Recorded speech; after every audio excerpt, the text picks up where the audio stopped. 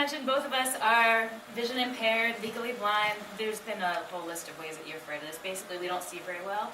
I was born very nearsighted, and they didn't know it straight away. And when you're that nearsighted and you can't see, you develop nystagmus, which is an uncontrollable shaking of the optic nerve. And also strabismus. I was born cross-eyed, so I had to have surgeries as a baby to fix that. And then when you're really nearsighted, what that means, a perfect eye looks like the one you see on there. It's a perfect circle.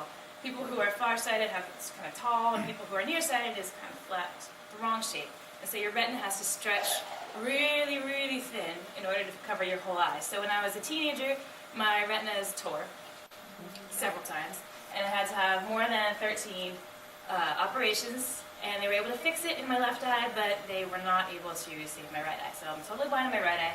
And my left eye, they did take out the lens of my eye because I also had cataracts.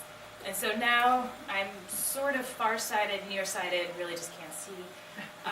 I wear thick reading glasses. It's very interesting. So what is legally blind? If it's legally, it has to be quantifiable. And so basically, when they use this sort of terminology, it's like who can and can't drive a car, for example. So one kind of legal blindness measurement is 2200 or worse. What that means is what you can see from 200 feet away, I am 20 feet away. So it's like 10%. So mine's a little easier than hers. I just have retinitis pigmentosa, so it's easy. So this is an image of a retina right here, and you see the black dots there. That's where the cells are no longer functional. They're dead, pretty much. And so it's a genetic disease, and it's hereditary.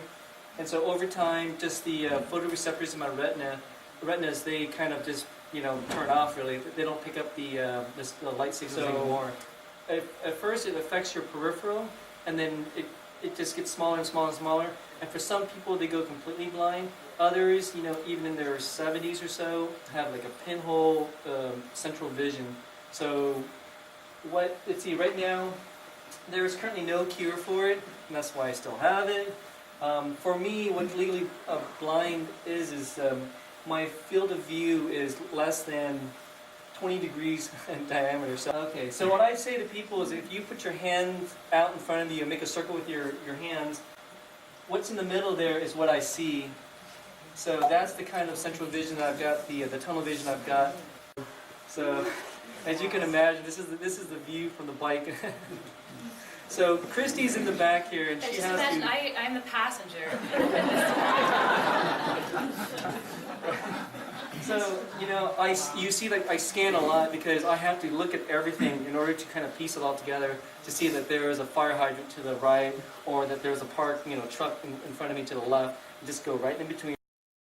Another thing I have is night blindness, and so this is a representation that I assume is what you all see at night. This is pretty much what I see at night. So the lights do come in, but everything else is just black.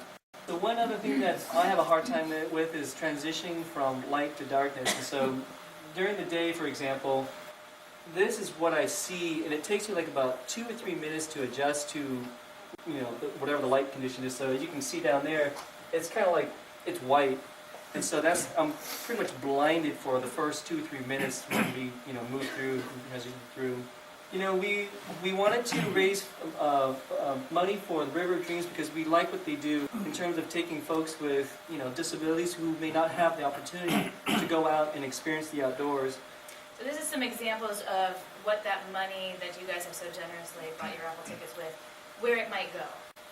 If you're fully sighted or you're fully able, you can get in a car and go out and do these things. But if you're not, it's more difficult. You have to call someone and say, hey, can I get a ride?